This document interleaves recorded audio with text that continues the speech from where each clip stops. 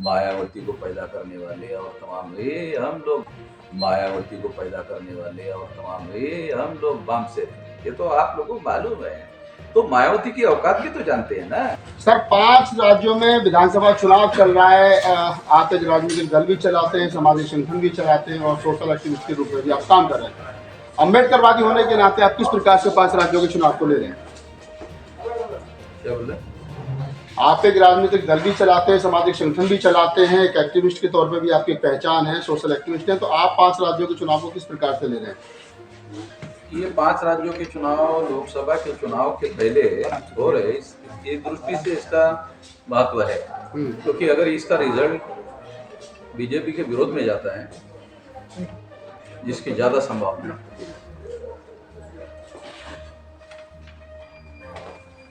सारे राज्यों में बीजेपी चुनाव आ जाएगी, इसकी ज्यादा से ज्यादा संभावना है।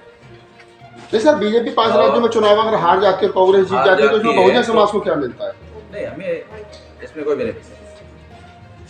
अगर हमें बेनिफिट होता तो फिर हम लोग अलग से चुनाव भी लड़ते, फिर कांग्रेस को सपोर्ट घोषित कर देते।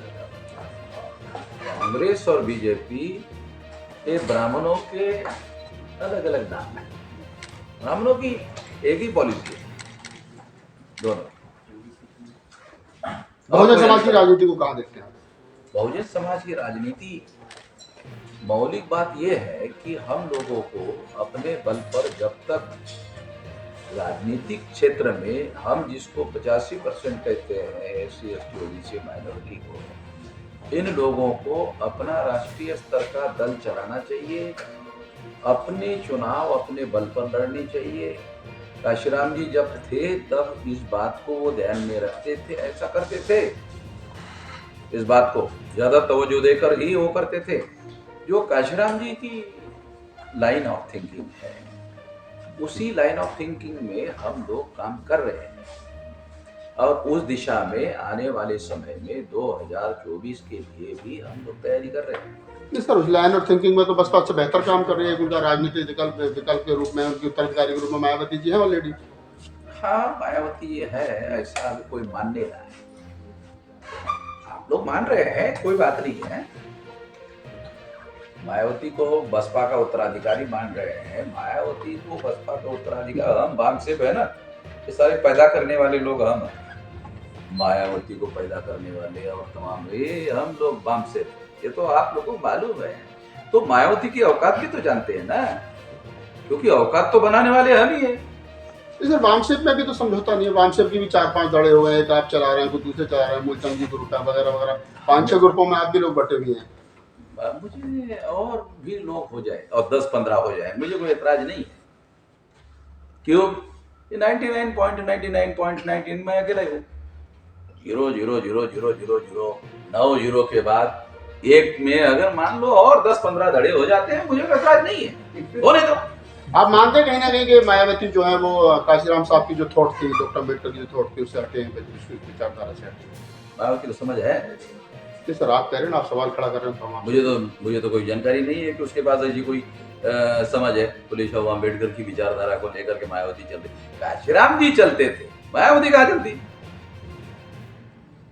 सर आप कह रहे हैं कि बीजेपी जो है इस बार संभवतः आप कह रहे हैं कि हारेगी, तो आप 2024 के चुनाव में कांग्रेस या गठबंधन को कहां देखते हैं?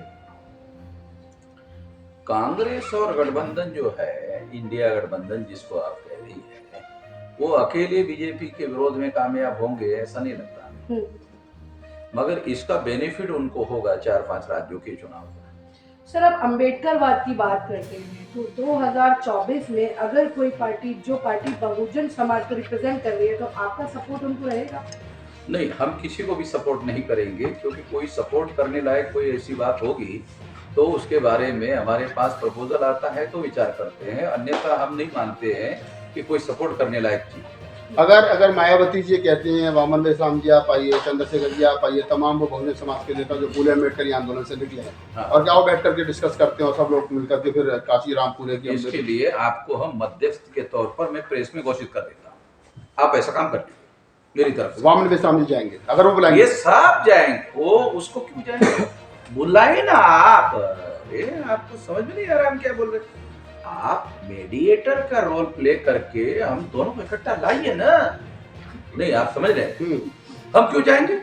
अगर अगर अगर अगर बहन जी बड़ा दिन विधायक कहेंगे बाबा में इस्लाम की आप आइए तो आप जाएंगे? इन्विटेशन पर जाएंगे, ये मुद्दा तो है नहीं ना। हाँ। आपको हम मीडिएटर बना रहे हैं, आप बुलाइए, मायावती को बुलाइए, हम भी आते हैं, बुलाइए, बात करिए।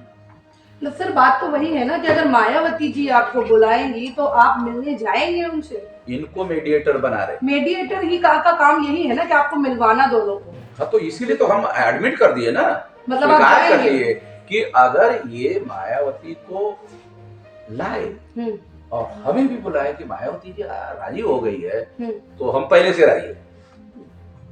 तो ये मान लिया जाए कि निकट भविष्य में अगर बावन में इस्लाम साहब बड़ा दिल दिखाएं, तमाम लोगों को साथ लेकर के चलें, बहन जी आप बड़ा दिल जितना बड़ा दिखाएं। चाहते हो उतना बड़ा, आप थोड़ा सा उसका साइज बना दीजिए अपने हिसाब से, हम उसी साइज में अपने को एडजस्ट कर लेंगे।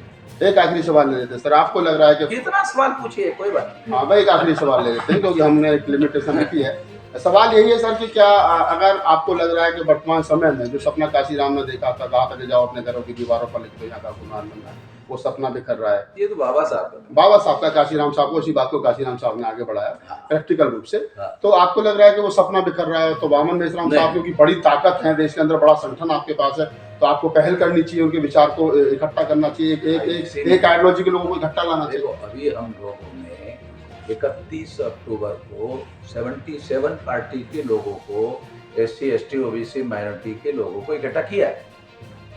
77, जो 28 सितंबर को मीटिंग हुई थी उसमें 32 पार्टी थी, और 31 अक्टूबर को जो मीटिंग हुई दिल्ली में उसमें 77 पार्टी के लोग थे।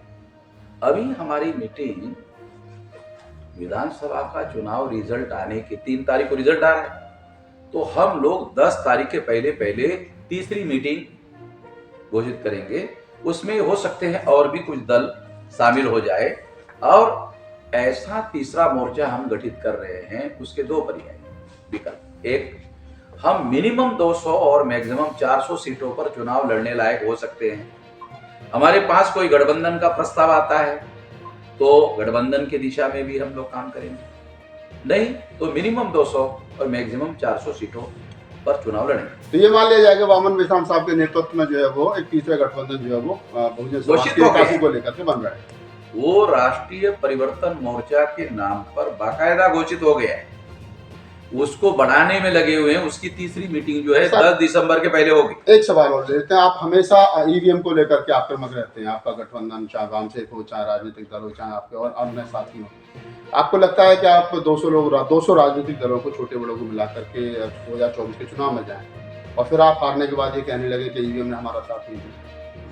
ईवीएम के साथ हम कब मांग रहे हैं? हम मांग रहे हैं कि फ्री, फेयर एंड ट्रांसपेरेंट चुनाव का वादा भारत के संविधान ने किया। इस मापदंड में ईवीएम मशीन नहीं बैठती है, ऐसा तो सुप्रीम कोर्ट ने खुद कहा। 8 अक्टूबर 2013 को सुप्रीम कोर्ट का जजमेंट आपने पढ़ा नहीं, हमसे ले लेना। वो कहते हैं, सुप्रीम कोर्ट क्या कहता है? सुप्रीम कोर्ट ये कहता है केवल ईवीएम मशीन के द्वारा फ्री, फेयर एंड ट्रांसपेरेंट चुनाव नहीं हो सकते। सुप्रीम कोर्ट का जजमेंट है 8 अक्टूबर 2013 का। सब सुप्रीम कोर्ट इसलिए इस मशीन को पेपर ट्रेल मशीन लगाना होगा। अगर आपने अभी तक हमारा चैनल सब्सक्राइब नहीं किया है तो सब्सक्राइब करें और घंटी का बटन बिल्कुल भी दबाना ना भूलें, ताकि सभी लेटेस्ट खबरें पहुंच सकें आप पे सबसे पहले।